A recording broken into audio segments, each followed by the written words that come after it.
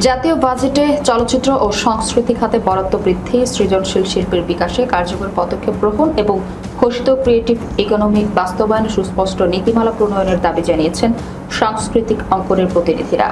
শনিবার বিকেলে বাংলাদেশ শিল্পকলা একাডেমির নাট্যকলা ও চলচ্চিত্র বিভাগের সেমিনার কক্ষে জাতীয় চলচ্চিত্র আন্দোলনের উদ্যোগে 2026-27 অর্থবছর প্রস্তাবিত বাজেটে চলচ্চিত্র ও সংস্কৃতি খাতে বরাদ্দ শীর্ষক এক মুক্ত আলোচনায় এসব দাবি উত্থাপিত হয়।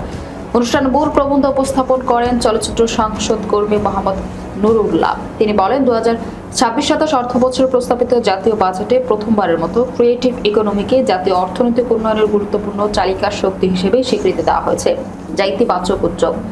চলচ্চিত্র, অডিও ভিজুয়াল, অ্যানিমেশন, গেমিং ও ওটিটি প্ল্যাটফর্ম সহ সৃজনশীল শিল্পের বিকাশে এটি নতুন সম্ভাবনার দ্বার খুলে দিতে পারে।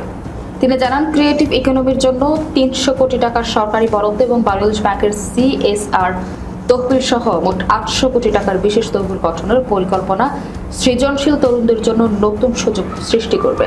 তবে এই তহবিলের বন্টন প্রক্রিয়া স্বচ্ছ, জবাবদিহিমূলক ও রাজনৈতিক প্রভাবমুক্ত হওয়া জরুরি।